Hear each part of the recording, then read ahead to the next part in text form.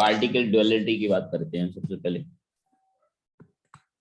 Particle dual nature of light and photoelectric effect, इस chapter का नाम ये है, dual nature of light and photoelectric effect.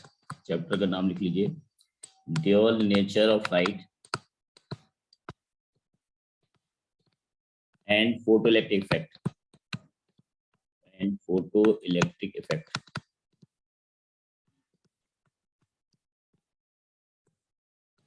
इसी को हम स्टार्ट कर रहे हैं ड्युअलिटी ऑफ पार्टिकल से। What is the duality of particle? तो पार्टिकल ड्युअलिटी कह सकते हैं इसको, ड्युअलिटी या ड्यूअल नेचर ऑफ पार्टिकल, एक ही चीज है ये, ड्यूअल नेचर ऑफ पार्टिकल। वो भी पार्टिकल है वो वेव की तरह भी काम कर सकता है और इसकी तरह भी काम कर सकता है, वेव पार्टिकल की तरह काम कर सकता है। इसमें कुछ थ्योरीज वगैरह दी थी, जैसे मैं कुछ थ्योरी पार्टिकल ड्युअलिटी को जो वेव नेचर दिया था वो हाइगेंस ने दिया था, साइंटिस्ट का नाम था हाइगेंस। हाइगेंस ने वेव थ्योरी दी थी, वेव नेचर के बारे में बताया था। तो लाइट इज ए वेव के बारे में बताया था, वेव थ्योरी के फॉर्म में इसने दिया था हाइगेंस ने, wave theory. He assume as a light as a wave, ठीक है। दूसरा जो है न्यूटन्स की एक थ्योरी होती है, न्यूटन्स नाम मैं नोट कराता जा रहा हूँ, न्यूटन्स कॉर्पस्कुलर थ्योरी होता है, कॉर्पस्कुलर थ्योरी। इसमें इन्होंने माना था कि जो लाइट होती है या जो वो एक पार्टिकल की तरह ट्रीट करते हैं, मतलब लाइट से जो पार्टिकल निकलते हैं उनको कॉर्पस्कुलर बोलते हैं। लाइट से बहुत सारे पार्टिकल निकलते रहते हैं, उसको छोटे छोटे कण बोलते हैं। हालांकि ये थ्योरी काम की नहीं थी, फेल हो गई थी। ये थ्योरी काफी हद तक सही थी, काफी हद तक मतलब ये एग्जैक्ट सही भी थी। इसके बाद एक जो थ्योरी दी गई थी मैक्सवेल इलेक्ट्रोमैग्नेटिक वेव थ्योरी की दी गई थी। मैक्सवेल, ये पढ़ा चुके हैं हम आपको, मैक्सवेल ईएम वेव थ्योरी होते हैं, इलेक्ट्रोमैग्नेटिक वेव थ्योरी। इन्होंने लाइट को वेव माना था और उसमें इन्होंने बताया था कि इलेक्ट्रिक फील्ड और मैग्नेटिक फील्ड की सुपरपोजिशन से इलेक्ट्रोमैग्नेटिक वेव बनती है, ठीक है। इसमें आपने देखा था इंटरफेरेंस के बारे में जाना था हमने, इंटरफेरेंस है ना, ये डिफ्रैक्शन, इस सब के बारे में हमने पढ़ा था इसमें वेव थ्योरी में, ठीक है। मैक्सवेल में इसमें एक्सेलरेटेड चार्ज पार्टिकल जो होता है, एक्सेलरेटेड चार्ज पार्टिकल जो है अपने अराउंड इलेक्ट्रोमैग्नेटिक वेव क्रिएट करता है, प्रोड्यूस करता है। ये दो फील्ड के सुपरपोजिशन से बनता है, ठीक है। ये इलेक्ट्रोमैग्नेटिक वेव थ्योरी होती है। और आइंस्टीन इसके बाद आता है, Einstein photoelectric effect, Einstein PE theory, photoelectric theory, photoelectric effect theory, ठीक है। तो ड्यूअल नेचर में, और एक और होता है डी ब्रोगली वेवलेंथ का भी कॉन्सेप्ट आया था यहाँ पर। देखो ये तो उन्होंने अपनी अपनी थ्योरी दी थी इन्होंने। इसके बाद आता है de Broglie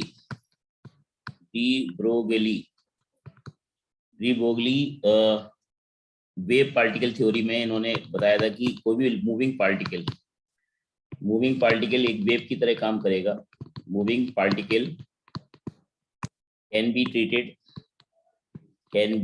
treated as wave, एक वेव की तरह ट्रीट किया जाता है, यानी उसकी सर्टेन वेवलेंथ होती है। इसके बारे में भी बात करेंगे हम। तो ये कुछ थ्योरीज है जिसमें पार्टिकल ड्युअलिटी के बारे में बात होती है। कोई वेव थ्योरी बताता है, कोई पार्टिकल थ्योरी की बात करता है। तो सबसे पहले देखेंगे मोमेंटम ऑफ फोटोन। फोटोन क्या है पहले देख लेते हैं, व्हाट इज फोटोन। हटा दो इसको।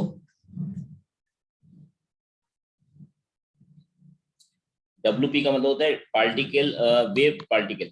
WP मतलब वेव पार्टिकल, मतलब इसने डी ब्रोगली ने माना था कि मूविंग पार्टिकल वेव की तरह ट्रीट किया जाता है। इसको हटा दूं? Yes sir. तो फोटोन के बारे में जान लीजिए क्या है, what is photon. Photon light का पार्टिकल होता है, it is the light particle light particle. Light जब भी ट्रेवल करती है तो वो स्मॉल पैकेट्स के फॉर्म में ट्रेवल करती है, बहुत सारे छोटे छोटे पैकेट्स होते हैं जिसको फोटॉन्स कहते हैं। Light particles, light travel in a medium, travels in a medium by small bundles of particles होते हैं, bundles of particle, bundles of packets कह सकते हैं, पैकेट्स। और ये स्मॉल जो बंडल्स होते हैं उन्हीं को फोटोन कहते हैं। तो स्मॉल जो बंडल्स के जो स्मॉल एलिमेंट होते हैं, स्मॉल पार्टिकल जो होते हैं इस बंडल के अंदर, उसी को फोटोन कहा जाता है। और फोटोन का जो रेस्ट मास होता है, रेस्ट मास ऑफ फोटोन वो 0 होता है, m0 की वैल्यू 0 होती है। और नो चार्ज, फोटोन में कोई चार्ज नहीं होता है, it has no charge, it has no charge, इसमें कोई चार्ज भी नहीं होता है, मतलब सिर्फ मास होता है। वो मास वो भी एक्टिव फॉर्म में होगा, रेस्ट फॉर्म में जो मास होगा इसका 0 होता है। It has active mass, active mass, active mass का मतलब है जब कोई भी सोर्स से लाइट जल रही होती है तो फोटोन को एक्टिव स्टेज में माना जाता है। तो एक्टिव मास जो होता है वो m होता है, और इसको हम लोग लगाते हैं E बराबर mc², के लॉ से भी निकाल सकते हैं E बराबर mc²। एक्टिव मास हो जाएगा E बाई c², जहाँ पे E क्या है, एनर्जी ऑफ फोटोन है, E is energy of each photon. और इसकी जो वैल्यू होती है वो h नहीं होती है, या sc बाई लेमडा होती है, एनर्जी ऑफ फोटोन। तो फोटोन के बारे में जान लिया ये। और फोटोन का अपना एक मोमेंटम होता है according to theory of relativity, according to the theory of relativity, theory of relativity,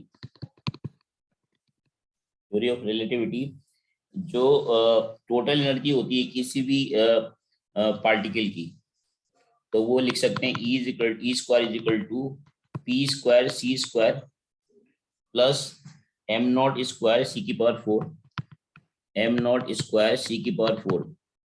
ये एक लॉ होता है, या हालांकि आपके लॉ ये सिलेबस में नहीं है, ये हायर एजुकेशन में मिलता है।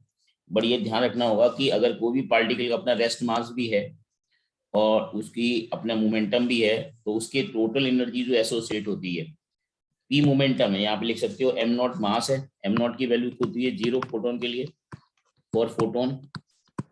अगर फोटोन के लिए रेस्ट मास अगर 0 ले लोगे तो यहाँ से आप देखो ना E बराबर क्या आ गया, PC आ गया। तो यहीं से आप बात करोगे कि जो मोमेंटम ऑफ फोटोन होता है वो जाएगा E by C.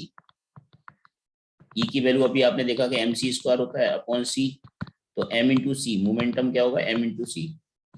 Are you getting my point? Clear है?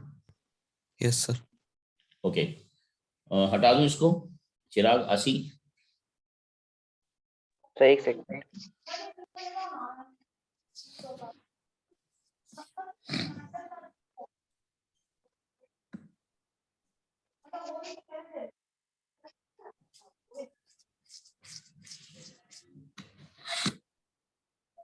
यस सर, रही। अब बात करते हैं इसमें कि मोमेंटम आपको पता चल गया, तो मोमेंटम को उसके फॉर्म में भी लिख सकते हैं, जैसे P बराबर हो गया E बाई सी हो गया। अभी क्या बताया, P बराबर E बाई सी, और इसको लिख सकते हैं SC बाई लेमडा, बाई सी भी कर सकते हो, C से C कट जाए तो मोमेंटम बराबर हो जाएगा फोटोन का H अपॉन लेमडा। ये भी लॉ है मोमेंटम का, और ये जो ये लिखा है ये भी है। और यानी मोमेंटम के ये सारे फॉर्मेट बन गए, H upon lambda, M into C, या इसी को लिख सकते हैं E बाई सी भी लिख सकते हैं। ये सारे फॉर्मेट है, ठीक है, मोमेंटम ऑफ फोटोन के। फोटोन का मोमेंटम है, this is the momentum of photon. और m जो है वो एक्टिव मास होता है, okay? तो इंपॉर्टेंट इस पे क्वेश्चंस आते हैं। अब बात करते हैं रेट ऑफ फोटोन एमिशन क्या होता है। रेट ऑफ फोटोन एमिशन यानी इसका मतलब ये होता है कि कोई भी सोर्स अगर हम लोग लाइट प्रोड्यूस कर रहा है तो उससे पर सेकेंड कितने फोटोन्स निकलते हैं, तो वो उसका रेट ऑफ फोटोन एमिशन कहलाता है। जैसे मान लो ये कोई टॉर्च जला रहे हो आप, इस टॉर्च से जो लाइट निकल रही है इसमें कितने फोटोन्स पर सेकेंड एमिट हो रहे हैं, ये फोटोन बीम कितने फोटोन्स एमिट हो रहे हैं इसके, तो नंबर ऑफ फोटोन्स एमिटेड पर सेकेंड या स्मॉल एन बोलते हैं इसको, बोलते हैं नंबर ऑफ फोटोन्स एमिटेड पर second, that is called photon emission rate बोलते हैं उसको, रेट ऑफ फोटोन एमिशन। ठीक है, तो इसको आप निकाल सकते हो पावर से। मान लो ये सोर्स जो है, इस सोर्स की पी क्या है, पावर है, P is the power of source, और जो सोर्स की जो पावर होती है वो कांस्टेंट होती है। कोई भी सोर्स गिवन होगा तो उसकी पावर कांस्टेंट होगी। तो अगर पावर लिखना चाहें तो पावर डिफाइन होती है total energy, total energy per unit time, उसको पावर बोलते हैं कि पावर की यूनिट हो जाएगी वॉट। आपको सोचो ये बन गया जूल और ये बन गया सेकेंड, तो जूल पर सेकेंड वॉट होता है। तो आप यहीं से निकाल सकते हो कि पावर अगर सोर्स की पी है जो कांस्टेंट होती है, तो अगर मुझे यहाँ से टोटल एनर्जी लिखनी पड़ेगी तो मतलब एन फोटोन्स निकल रहे हैं पर सेकेंड, तो एन अपॉन टी, और ये हो जाएगा आपका एच न्यू। एक फोटोन की एनर्जी क्या होती है, एच न्यू, तो एन एच न्यू क्या होगी, टोटल एनर्जी, और टाइम से डिवाइड करेंगे तो पावर हो जाएगी। तो यहाँ से अगर हमें एन अपॉन टी निकालना है, एन अपॉन टी मतलब स्मॉल एन बोले तो नंबर ऑफ फोटोन्स पर सेकेंड, जिसको हम फोटोन रेट भी बोलते हैं। स्मॉल एन की जो वैल्यू हो जाएगी वो पी बाई एच न्यू हो जाएगी। क्या हो जाएगी, पी बाई एच न्यू, या इसी को ले सकते हैं n upon t is equal to E lambda by E S C. समझ आया मेरी बात, इसी को पी बाई एच न्यू भी कह सकते हैं।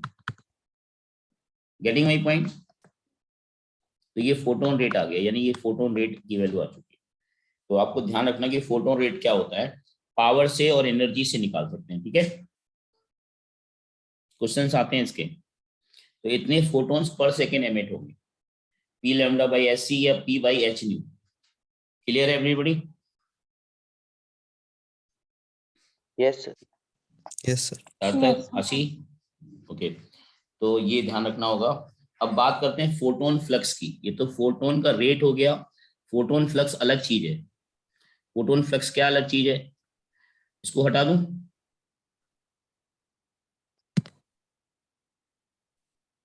बोलिए। एक सेकेंड।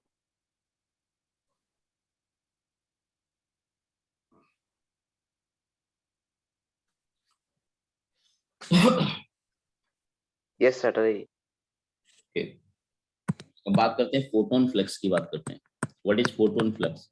ये छोटे छोटे टर्म है जो आपको इनकी डेफिनेशन क्लियर होनी चाहिए। फोटोन फ्लक्स को फाई से नोट करते हैं। ये क्या होता है, नंबर ऑफ फोटोन्स एमिटेड हो सकते हैं और क्रॉसिंग हो सकते हैं, crossing per second per unit area, per unit area. That means n upon t को अगर 1/a से डिवाइड कर देंगे तो ये फोटोन फ्लक्स बन जाएगा।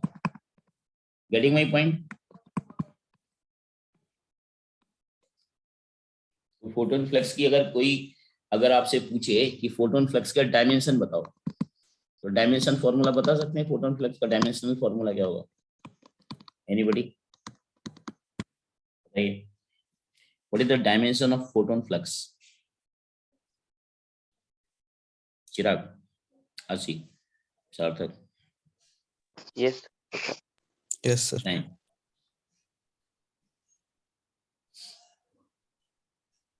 बहुत आसान, इतना टाइम नहीं लगना चाहिए, तुरंत बोलना चाहिए L की पावर -2 T की पावर -1। गेटिंग, क्यों,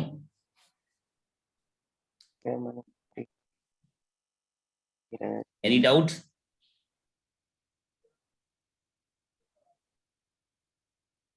किसी को कोई डाउट है इसमें?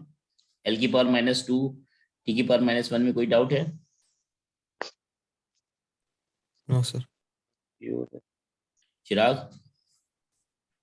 तो अभी आपने देखा कि n/t की जो वैल्यू अभी हमने निकाली वो क्या निकाली हमने? ये क्या निकाली? पी लैम्डा क्या निकाला था हमने वैल्यू? पी लैम्डा, पी क्या है? Power, P lambda upon HC Yes. या पी अपॉन H न्यू ना, क्यों भाई? यही तो था। पी पावर है यहाँ, पी क्या है यहाँ पर? पावर, मोमेंटम नहीं है, पी पावर है यहाँ पर। तो अगर मैं इसको एरिया से डिवाइड कर दूं तो n/t डिवाइड बाई 1/a, तो क्या बन जाएगा? p अपॉन a, ऊपर ले जाओ p अपॉन a को, और ये क्या होगा? h, इसको लिख दो p h न्यू लिख दूं, या p अपॉन a और lambda upon h new SC, ऐसा भी लिख सकता हूं। क्यों? ठीक है, कोई दिक्कत किसी को? No, sir. अब मुझे एक बात बताओ, ये क्या बन गया? पावर को अगर हम एरिया से डिवाइड कर देते हैं तो क्या बन जाती? इंटेंसिटी बन जाती है। क्या बन जाती है? Entity. इंटेंसिटी। इंटेंसिटी की यूनिट होती है watt per metre square. Getting my point? बन जाती है। Yes, sir. तो क्या वॉट पर मीटर स्क्वायर का आपको डायमेंशन फॉर्मूला भी लिखना आना चाहिए? एनर्जी का डायमेंशन पता ही होता है आपको, ml² T की पावर -2, चूंकि वॉट है तो ml² T की पावर -3 हो जाएगा, अपॉन क्या होगा? L², ये क्या है? मीटर स्क्वायर है। तो इंटेंसिटी का डायमेंशन आपने कभी चेक किया क्या? mt की पावर -2 होता है। इंटेंसिटी की डायमेंशन जरा चेक करिए, क्या ये मैंने जो इंटेंसिटी की जो डायमेंशन फॉर्मूला लिखा ये सही लिखा है या गलत लिखा है? वेरीफाई करके बताइए। सही है, पावर सर. क्या होता है? एनर्जी अपॉन टाइम होता है ना। एनर्जी की डायमेंशन क्या सही होती है? ml² T की पावर -2, और एक टाइम नीचे होता है तो ml² T की पावर -3 हो गया, ये वॉट हो गया, और मीटर स्क्वायर L²। तो आप देख रहे हो कि dimension of formula for intensity क्या होगा? mtt पावर -3 नहीं होगा? Yes, sir. बोलिए। Yes sir. ओके, तो अब भी मैं यहाँ पे बात कर रहा था कि P बाई ये तो इंटेंसिटी हो गया, तो इसी को लिख सकते हैं, इस रिजल्ट को अगर इंटेंसिटी की टर्म, तो I लैम्डा बाई SC भी कह सकते हैं इसको।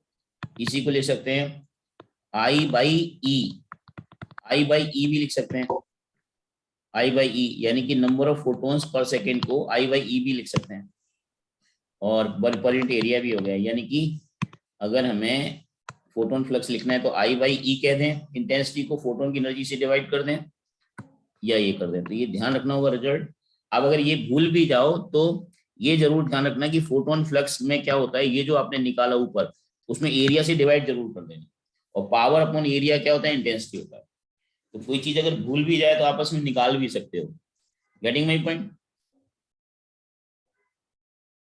तो आई लैम्डा बाई SC अगर पूछे आपसे कि I lambda by SC, I lambda by, अगर एग्जाम में डायरेक्ट क्वेश्चन पूछ लिया जाए कि आई लैम्डा बाई SC का डायमेंशनल फॉर्मूला बताओ, डायमेंशनल फॉर्मूला, तो जिस बच्चे को ये डायरेक्ट याद होगा कि ये होता है n/t 1/a होता है, वो फटाफट ये आंसर लिखेगा। क्या इसका डायमेंशन फॉर्मूला ये बनेगा? ये क्या है? Photon flux. क्या है ये? बोलिए। Photon flux.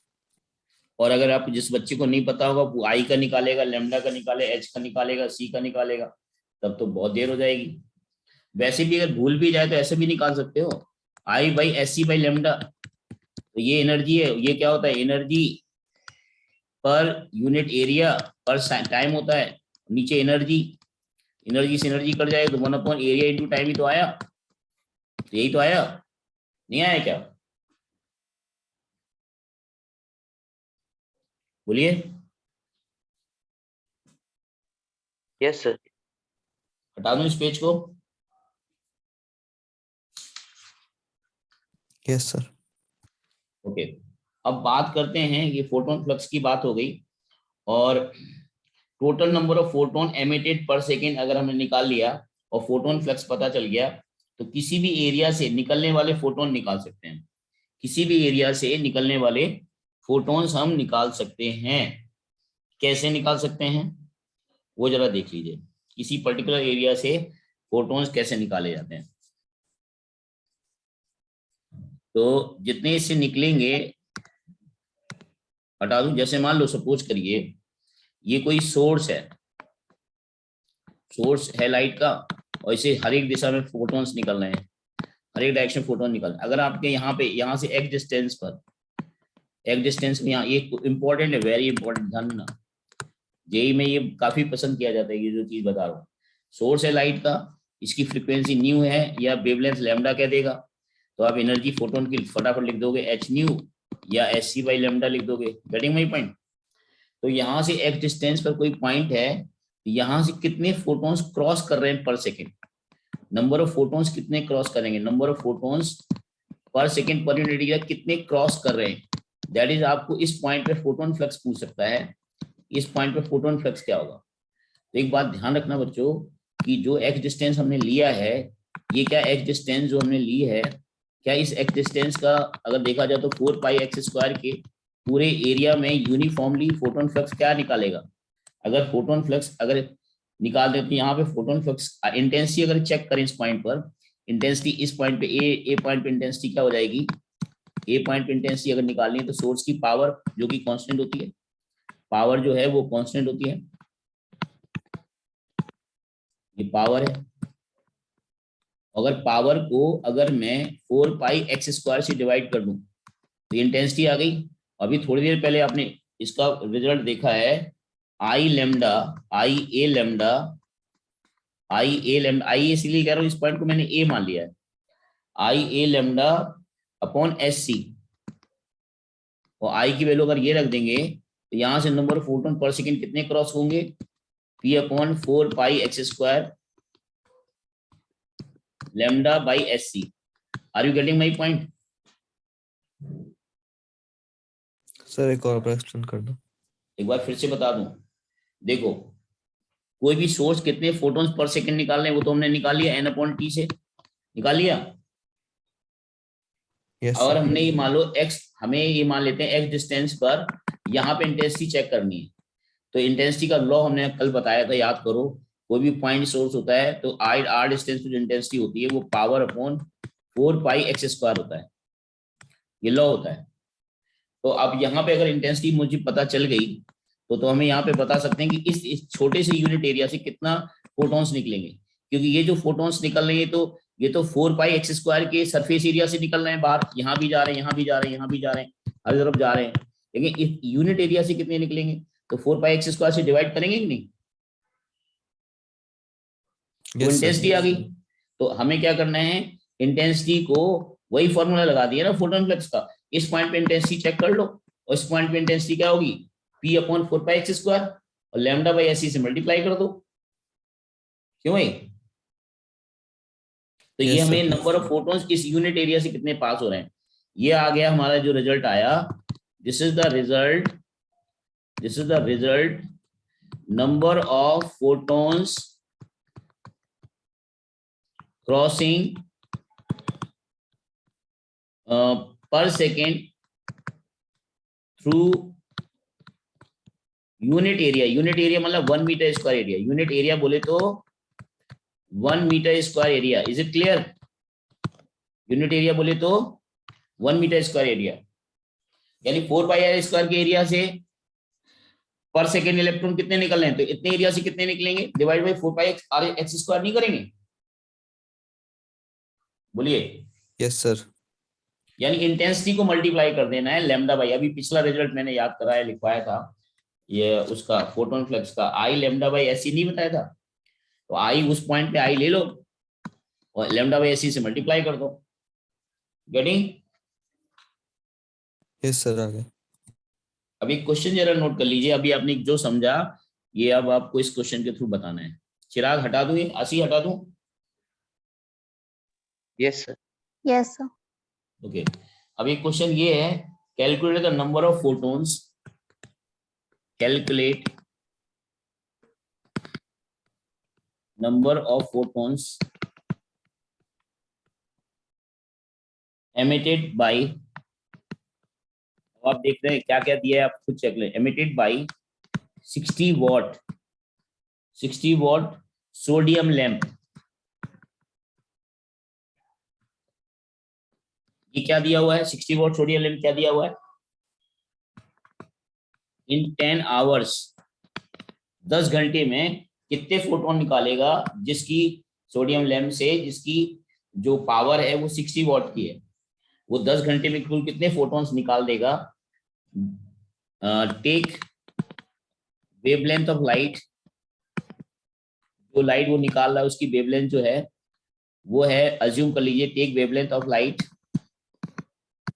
Is almost 6000 angstrom मान लीजिए। क्या मान लीजिए? 6000 एंगस्ट्रॉम मान लीजिए। हालांकि ये वैल्यू उन्होंने इतनी नहीं दी, वैल्यू उन्होंने दे रखी 5893 दे रखी, बट हमने इसको अप्रोक्सीमेट मान लिया 6000 कैलकुलेशन पॉइंट ऑफ व्यू से।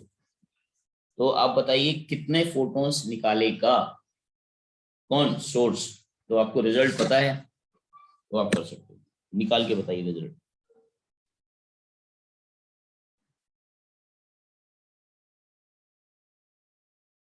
कौन सा रिजल्ट लगेगा बताएं?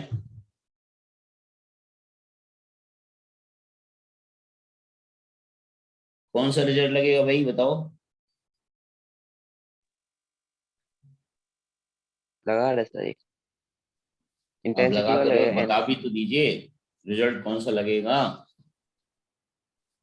रेट ऑफ फोटोन एमिशन निकालना है। मतलब क्या रेट ऑफ फोटोन एमिशन क्या होता है? n/t ना, PYHP n/t का रिजल्ट लिखवा रखा है हमने डायरेक्ट। सार्थक क्या रिजल्ट होता है n/t का? जो वैल्यू दे रखी है उसके टर्म में n/t का रिजल्ट क्या होता है? आज बताया, आशी बताओ क्या होता है? Number of photons per second का रिजल्ट क्या होता है?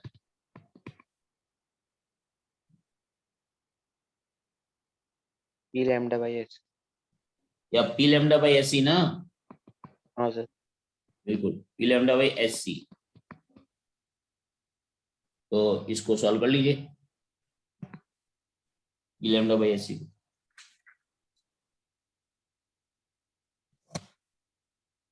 पावर रखेंगे कितना? 60, वेवलेंथ को रख दिए 6000 एंगस्ट्रॉम में। ये मीटर में लेना पड़ेगा, एंगस्ट्रॉम में रखना पड़ेगा? एंगस्ट्रॉम में रखेंगे सर, SI में रखेंगे। 10 नहीं की नहीं नहीं मैसेज का एंगस्ट्रॉम में नहीं रखेंगे, इस रिजल्ट में नहीं रखेंगे, यहाँ तो मीटर में लेना पड़ेगा।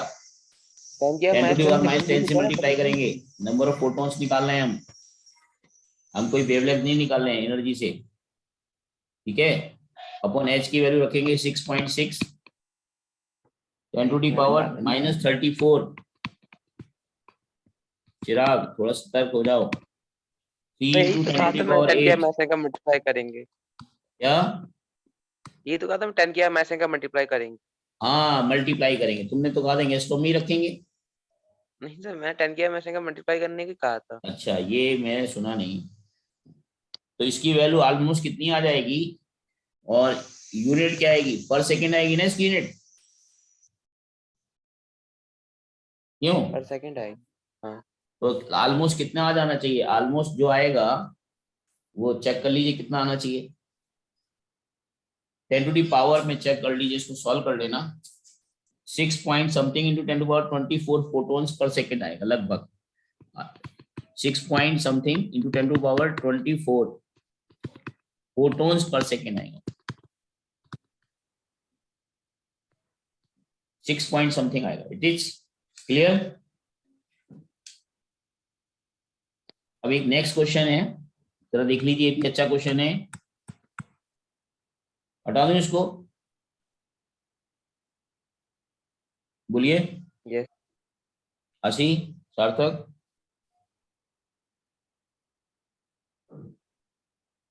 हटा दूं बच्चों?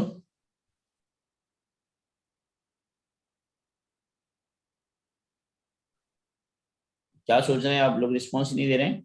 और टाइम कितना दिया है इसमें? टाइम की वैल्यू भी रखनी पड़ेगी। टाइम इसमें 10 घंटे में कहा गया ना, ये तो 10 आवर्स का कुछ यूज तो किया ही नहीं इसमें, सॉरी। इसमें 10 आवर्स का भी यूज करना पड़ेगा। नंबर ऑफ फोटॉन्स निकालनी है तो डिवाइड बाई आवर्स से डिवाइड भी तो करेंगे। Number of photon emitted in time T, अब कितने, तो पर सेकेंड निकले और 10 घंटे में निकालना है तो हमें नंबर ऑफ फोटॉन्स जो टाइम जो टी डैश उससे मल्टीप्लाई भी करना पड़ेगा। तो सॉरी, इसको मल्टीप्लाई बाय 10 घंटे को 60 में मल्टीप्लाई कर दीजिए, 3600, अरे 10 घंटे में 3600 सेकेंड हो जाएंगे ना ये, मिनट को आवर्स को उसमें मल्टीप्लाई करें, 10 इंटू 3600 और आएगा इसमें। ये थोड़ा सा चेक कर लीजिए, ये गड़बड़ हो रहा था। ये तो नंबर ऑफ फोटॉन्स आए ना, बट कितने घंटे में निकालना, टी डैश में। तो नंबर ऑफ फोटॉन्स जो आएंगे पर सेकेंड नहीं आएगा, अभी नंबर ऑफ फोटॉन्स इतने आ जाएंगे, टोटल नंबर ऑफ फोटॉन्स 10 घंटे में जो निकलेंगे इतने निकलेंगे, पर सेकेंड नहीं आएगा इसको यूनिट। ये बात समझ में आ रही कि नहीं आ रही है, बोलो। ये क्या किया हमने, ये समझ आया? ये सभी को समझ में आना चाहिए। 3600 Yes, क्यों sir. किया? एक घंटे में कितने सेकंड होते हैं, Yes, sir. बोलिए? 3600। 3600 और इसको 10 से मल्टीप्लाई क्यों क्यों किया? क्योंकि 10 घंटे की बात कर रहे हैं। तो इसको जब मल्टीप्लाई करेंगे पूरे को, एक्सप्रेशन को जब पूरा जब देखेंगे तब जाके ये ऑलमोस्ट ये आंसर आएगा। ठीक है, क्लियर है? ठीक है सर। ओके, इस बात को किसी ने गौर नहीं किया? क्यों चिराग, आपने किसी ने गौर क्यों नहीं किया इस बात को? ओके, करना चाहिए था ना? हटा दे इसको। नेक्स्ट क्वेश्चन लिख लीजिए। सर तो जो n अपॉन टी है वो टी कौन सा है? एन अपॉन टी है वो कौन सा है? देखो, ये तो number of photons per second हो गए ना, number of photons per second हो गए ये। अब हमें कितने सेकंड में निकाल, टी सेकंड में निकालना है। तो टी सेकंड का मतलब यहाँ हो गया, टी डैश सेकंड का मतलब क्या हुआ, टी डैश की वैल्यू कितनी है, 10 मिनट, 10 घंटे। 10 घंटे का मतलब हो गया 10 इंटू 60 कितने सेकेंड, एक घंटे में 3600 सेकेंड होते हैं ना, तो 10 घंटे में इतने से। तो अगर एन अपॉन टी को टी डैश से मल्टीप्लाई कर देंगे, ये नंबर ही तो आएगा, ये नया नंबर ही आएगा ना, कोई नया नंबर। हाँ सर, आ गया। आई बात समझ में? तो वो आ रहा है 6 पॉइंट इंटू 10⁻24 फोटॉन्स आएगा, पर सेकेंड नहीं लिखेंगे क्योंकि 10 घंटे में इतने फोटॉन्स निकल चुके होंगे। Getting my point? Yes sir. तो संडे को टेस्ट कौन चैप्टर का होगा? है बेटा, इस संडे को टेस्ट कौन चैप्टर का होगा? इस संडे को टेस्ट जो लेंगे, एक्चुअली आप मेरे ऊपर छोड़ दो। अगर आप देखो एक्चुअली जो टेस्ट कभी कभी ऐसा होता है कि आप जो टॉपिक कहते हैं तो मिक्स करके वो दो टॉपिक आ नहीं पाते हैं। तो अगर ऐसा कोई पेपर होगा जिसमें मैं ये कहूँगा, या तो आप इतना मुझे बता दो कि 11th का टेस्ट लेना है 12th का लेना है, टॉपिक अगर हम बताएंगे तो वो बता के लें या बगैर बता के लें, बताओ। फ्लड मैकेनिक्स ले ही आ तो हुई क्या वहां तक? ग्रेविटेशन तो पहुंच गए थे, तो ग्रेविटेशन तो पहुंच ही गए थे। अगला फ्लड मैकेनिक्स ही तो है। Mechanics, flood properties of mechanics, matter, flood mechanics, पानी का, पानी वाला। वही ना, properties of solids and liquid ना। हाँ सर। तो चलिए प्रॉपर्टी ऑफ सॉलिड और लिक्विड का ले लेते हैं। ठीक है, पूरा सॉलिड और पूरा लिक्विड, ठीक है, चलेगा? ठीक सर। चलो, तो प्रिपेयर करके रखो इसको। ओके, हटा दो इसको। नेक्स्ट क्वेश्चन लिखिए जरा, हटा दो, इरेज कर दो इसको। Yes sir. Next, a light of power 1 milliwatt, a light of power 1 milliwatt, milliwatt power दे रखी लाइट की, एंड वेवलेंथ दे रखी है, वेवलेंथ। अब मुझे बताओ, जैसे मैं ये वैल्यूज बोल रहा हूं तो आपको आइडिया तो लग रहा होगा कि इसका पावर का क्या करना है, वेवलेंथ का क्या करना है, क्यों ही? वेवलेंथ इन्होंने दे रखी है 4560, इसको 4500 मान लेते हैं एंगस्ट्रॉम, तो एग्जैक्ट मान लेते हैं इंटीजर टाइप में, उसमें 4500 angstrom. Incident on metal, incident on metal on metal, metal में इंसिडेंट हो रही है विद वर्क फंक्शन।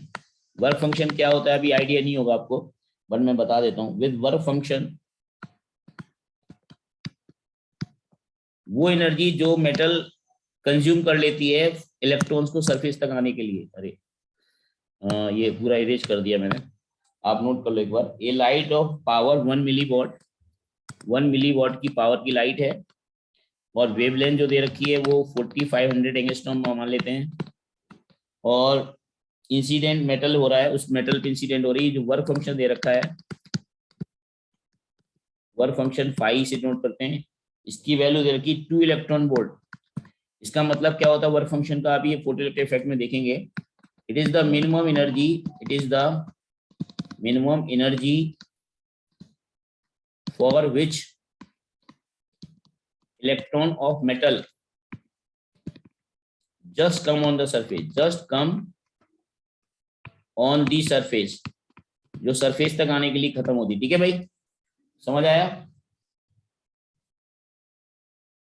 अब इसमें if quantum efficiency, if quantum इफी बहुत इंपॉर्टेंट हो गया, ये भी क्वेश्चन इंपॉर्टेंट ही हो गया। If quantum efficiency, quantum efficiency is of surface is 0.5%। तो समझते हो इसका मतलब क्या हुआ कि जो भी फोटोन गिराएंगे उससे सिर्फ 0.5% ही इलेक्ट्रॉन्स बाहर आएंगे। इसको क्वांटम इफिशियंसी बोलते हैं। क्या बोलते हैं चिराग, सारस्वत, ये सार्थक? मतलब जो भी आप देखो जनरली होता है क्या, रूल क्या है आगे जाके बताएंगे। जो ये इलेक्ट्रॉन्स होते हैं मेटल के, अगर यहां से मान लेते हैं 10 फोटोन गिर रहे हैं, 10 फोटोन गिर रहे हैं तो 10 इलेक्ट्रॉन निकलने चाहिए, लेकिन ऐसा नहीं हो रहा है। एक एग्जांपल दे रहा हूं मैं, या 100 फोटोन गिर रहे हैं तो इससे सिर्फ 0.5% ऑफ इंसिडेंट फोटोन ही बाहर आ रहे हैं। अब समझ में आया फोटोन इफिशियंसी क्या होती है, क्वांटम इफिशियंसी का मतलब समझ आया? यस मान ले सपोज करिए लेट 100 फोटोन्स गिर रहे हैं मान लो, तो 100 का 0.5% मतलब कितना हुआ? 100 का पॉइंट मतलब